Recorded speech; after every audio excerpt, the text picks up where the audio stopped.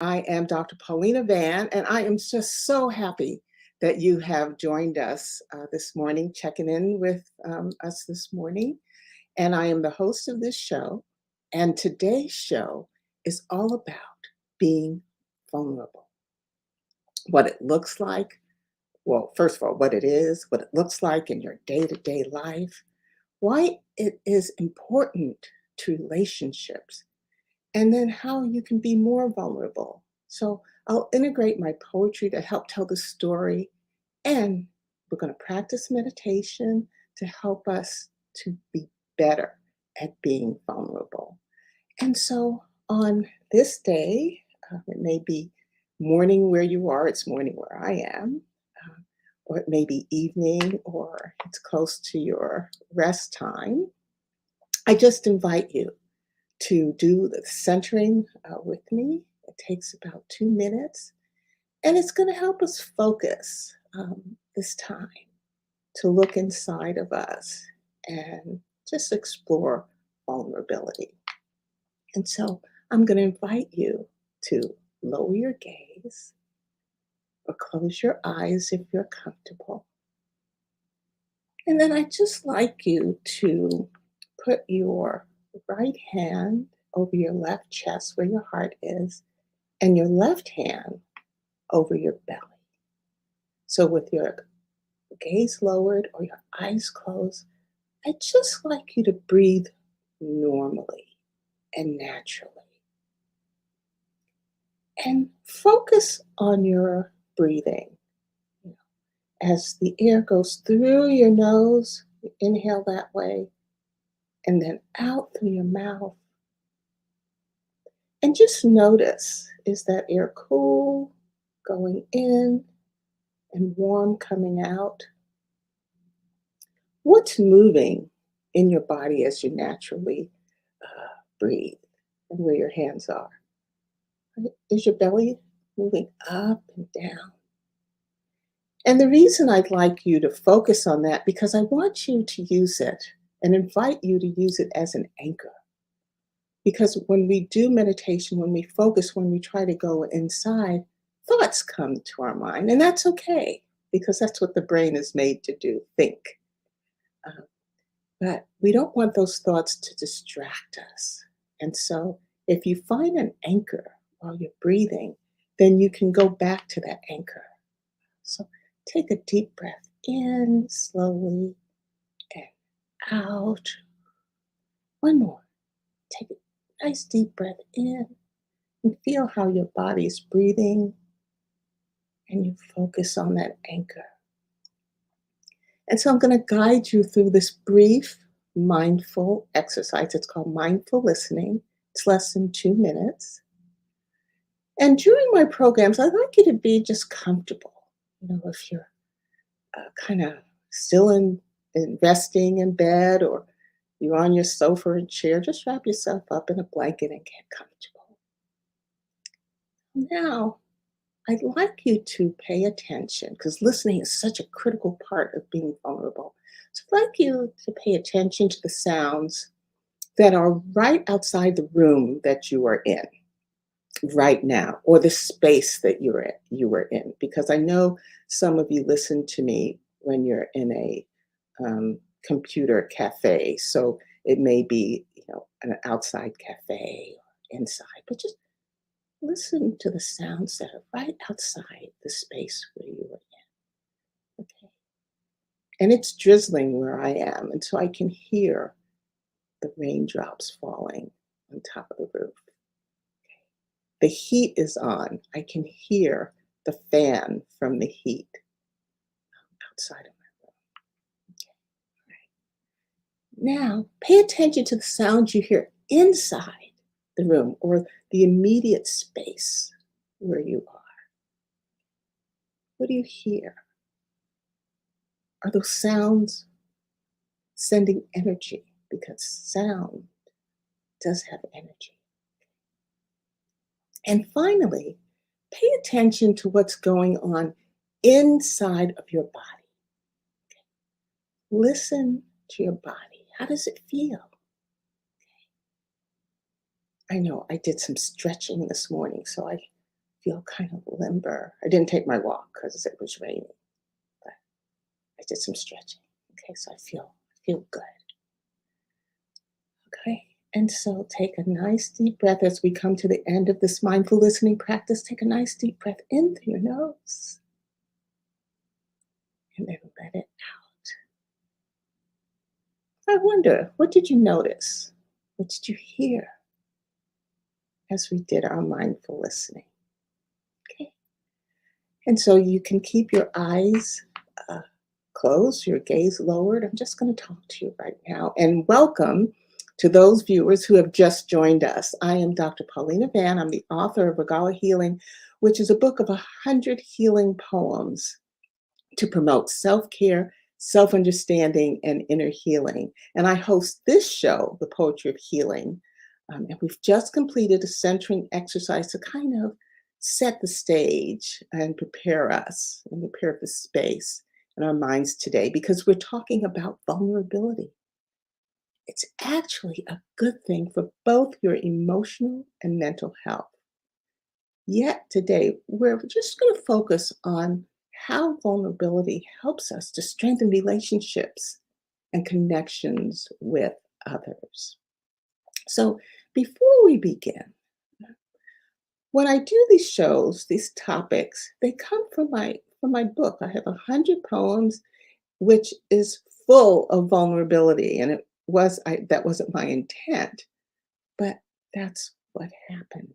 And so, what I'd like to do, I usually don't start this way, but I think it's really appropriate that I read the poem that is kind of the foundation for this session today.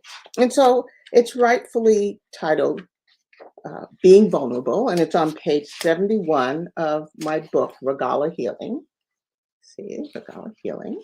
Okay. And it's 71 of the physical book. If you have the electronic book, it's a little earlier in the book. So it's being vulnerable. Being vulnerable is frightening. Being vulnerable is enlightening. Being vulnerable draws others near. Being vulnerable creates fear. Being vulnerable transforms my thinking. Being vulnerable gives me an inkling. Being vulnerable is living. Being vulnerable creates giving. Being vulnerable is churning within. Being vulnerable is how I win. And so it's important for me to be vulnerable during the times I am with you. And so I also get a little insight. So you'll have a broad view of things I talk about. So I get a little insight. And today I got insight from the guru of vulnerability, and her name is Brene Brown. And I'm going to put in the chat after the show some resources so you can learn more about her. But she put shame and vulnerability on the map. She brought it to our awareness. And then there's a life coach, which is Lois McKenyon. And I also kind of got some thoughts from her too. So that we're all on the same page, let's start with what is vulnerability? And the dictionary definition of vulnerability might be what most of us had in our mind. I know I had it until I learned more about vulnerability and I experienced vulnerability for myself. But this is what the dictionary has to say about it. And it says it's a state of being exposed to the possibility of being attacked or harmed, either physically or emotionally. That's scary, isn't it? None of us want to be harmed in any way. But Brene, she says it like this, which is a lot more uh, human and appealing to our human side. And she says, it's an authentic and intentional willingness. Okay. It's real, and you make a decision to be open to uncertainty, risk, and emotional, exposure in social situations in spite of your fears. Okay. So this involves being willing to accept the possibility of being hurt and the risk that comes with being open with others and clearly yourself. Okay. So, what are some other words that are used to describe vulnerability or maybe synonyms for vulnerability? Okay. So, I have a list, just a list for you. So, exposed, open, susceptible, not successful, susceptible, sensitive, naked, unguarded, unprotected, unsafe, defenseless. But I hope by the end of the show, you will add the following to this vulnerability, and that is joy, creativity, belonging, courage, strength, confidence, security, joy, and growth. Because those two are also possible when you become vulnerable. Now, what is an example of being vulnerable with someone else? Okay, I'll give you some examples. Doing something you know you're not good at. Okay. I know that I'm not good at cooking certain things, okay? But I try it, put myself out there. Another one is sharing a personal story or personal condition that you normally would keep to yourself. I shared my childhood abuse. It may also be something like you're disclosing or telling someone about your struggle with mental illness or an addiction. Okay. Another one is, and this is one I need to do, I've been putting it off, but it's reaching out to someone you want to reconnect with that you haven't spoken to in a long time. So as the time goes by, it's harder and harder to reach out. Right? Putting yourself out there and accepting the risk of rejection, such as being the first to say, I love you to a romantic partner. Telling others how you feel when you're upset with them. Definitely need to breathe before you do that, right? Talking about and owning up to your mistakes. Showing someone that you care about them. That's scary. Are you going to get that back? Establishing clear boundaries with others in your life. Asking for help when you're struggling. I know I struggle with asking for help. Oh, here's a good one. Saying no if you tend to say yes in order to please others. And accepting your imperfections rather than being insecure about them. That's a whole show in itself. Why do we avoid being vulnerable or may avoid being vulnerable? Because there's some folks viewing right now that they have it together. They've embraced it. But those of us who are still working on being more vulnerable. So the fact is that even when you decide to embrace more uncertainty and risks or exposure in your life that comes along with being vulnerable, there are certain triggers that may stop you right in your tracks. So let's take a look at them. Okay. You and I have been hurt before. So we kind of tend to keep people at arm's length. You just don't want to go there again. So you keep people at arm's length. For example, um, I what I do, I try to keep these examples real. So I asked this, Jason, I work out with Jason, and I asked him, I said, why might you not be vulnerable And he said something that I hadn't thought about. Okay. So you you told someone very personal about yourself, and then this person perceives your story as a weakness, okay? And then they turn around and use it to hurt you in an argument or say it inappropriately in public. Now, I want you to remember that hurt people, okay?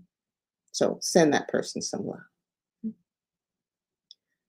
The second thing is, because you don't think you're going to get it, you don't ask for what you need. So, for example, you deserve that promotion, okay? You don't ask for it. Well, I've learned a lot from my daughter. I haven't talked about her in a while, but when she wants some more money, she goes directly to the owner of the company and she says, "I deserve more." And you know what? She gets it.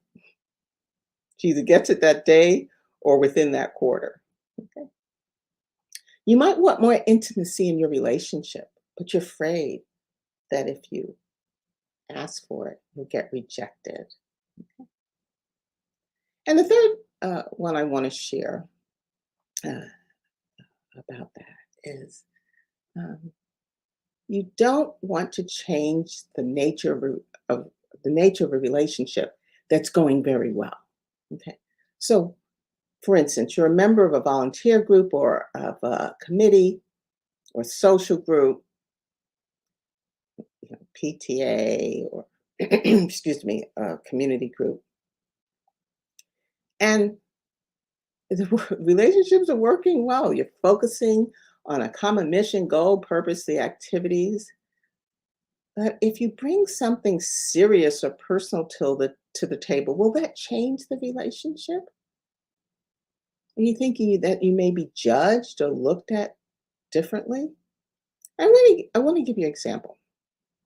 I belong to a very big church and have been there for many years. And, we tend to sit, well, I have to speak, but members of my church, we tend to sit in the same place, same pew, same every Sunday.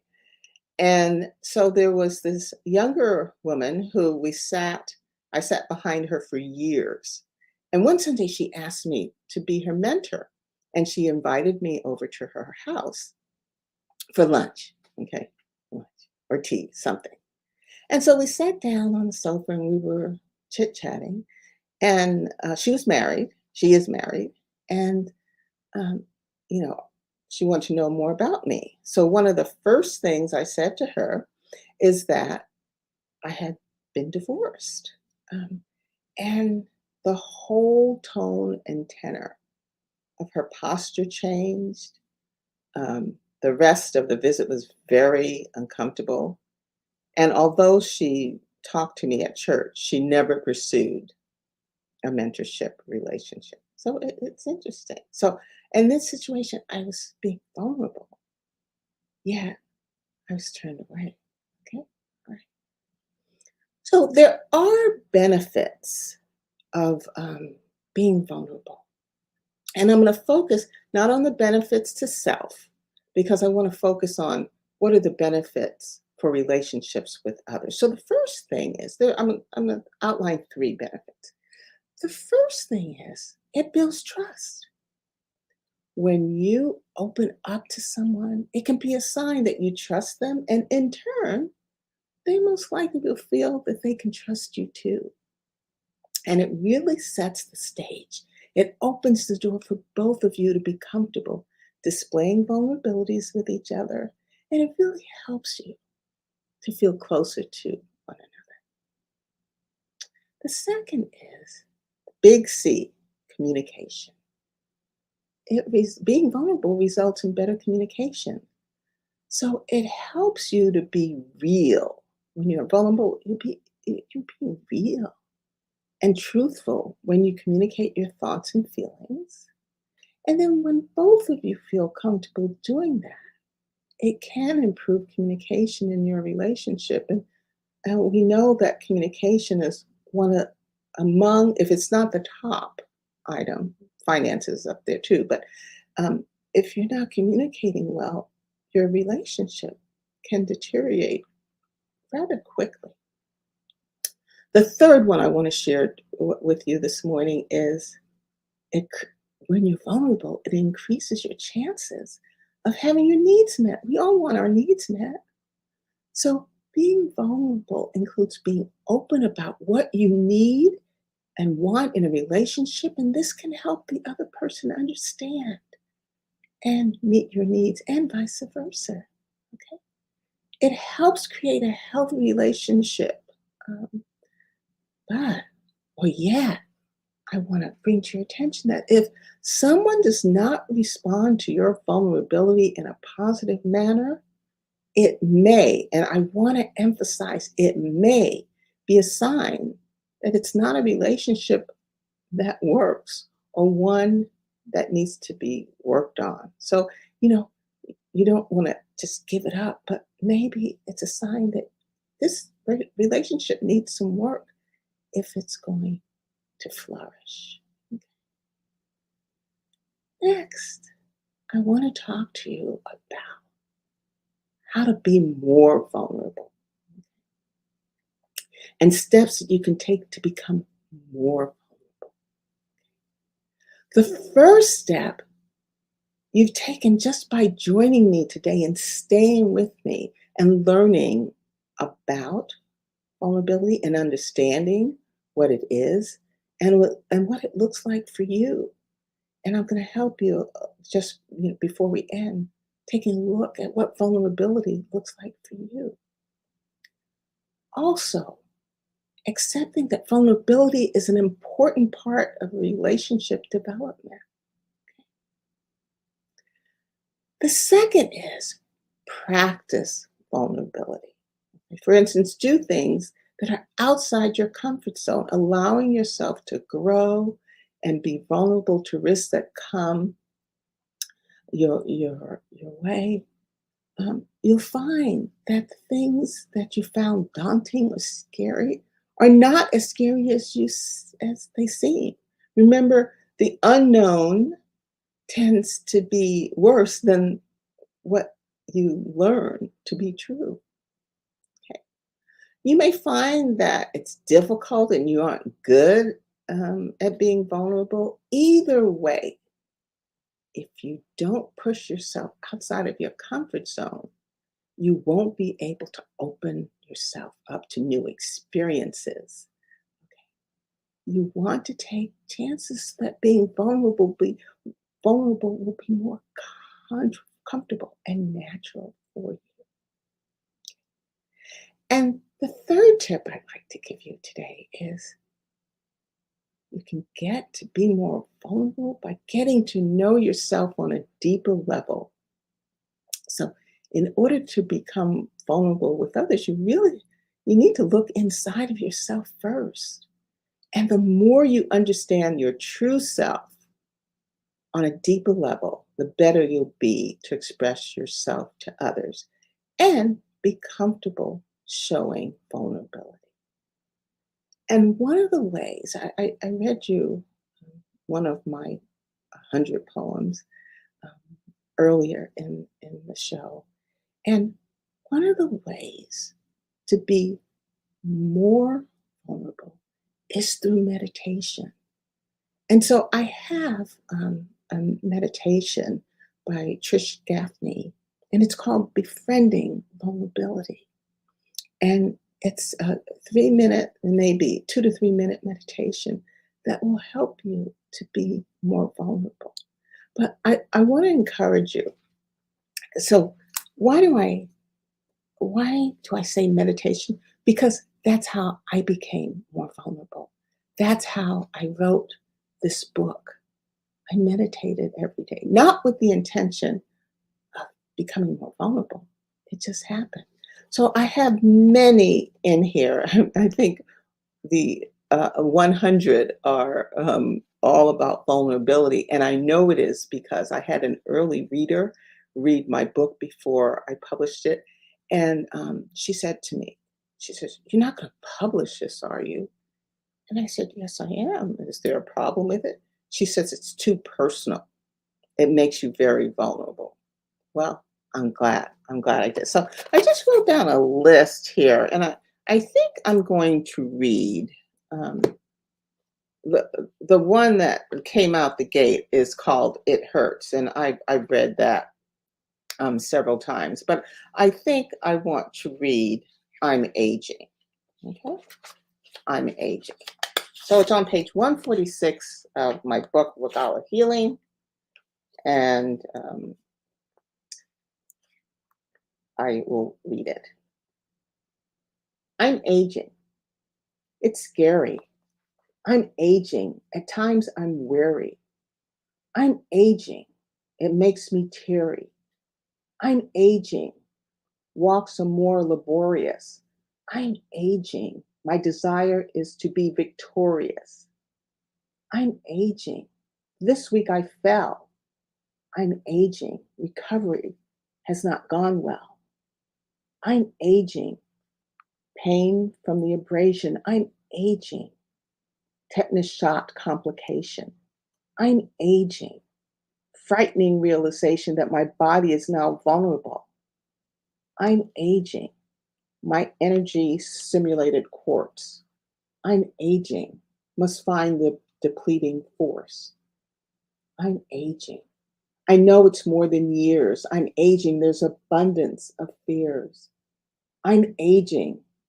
I'm more than my thoughts. I'm aging and must embrace. I'm not alone in this race. I have the love of Jesus, and I'll keep my focus on his face. So that's just one of the ones that I just open my heart about. I'm aging. But I talk about people I'm forgiving. Um, let's see. I wrote one after I had a dust up with my husband, and he's listening. Um, and I also wrote one about my control issues, my perfectionism, my near death experience. So, all of these are really making me vulnerable, but it's bringing me closer to people. And it's freeing me. I've taken a load off me. So, let's do our meditation. And again, it's an invitation. So, I'm going to ask you to lower your gaze and close your eyes and just take deep breath in, slow deep breath in through your nose and out through your mouth. And remember that anchor, that breathing anchor. So focus on it, either the breath coming through your nose or exhale out through your mouth or your hand on your belly or your chest, okay? And so when thoughts come, just go back to your anchor. So, with your gaze lowered or your eyes closed, I'd like you to go to a situation. So, in your mind, go to a situation where you felt or feel vulnerable in your life and allow that feeling to make itself known in your body. Where does it live? Where can you feel it? What does it feel like? Is it full or empty, sharp or dull? Is it tight? I know when I feel vulnerable, my throat gets tight. So, where do you feel it the most? And I'd like you to take your breath and breathe into that area. Okay? Breathe into your heart area, breathe into your throat area. And just let your breath expand that area.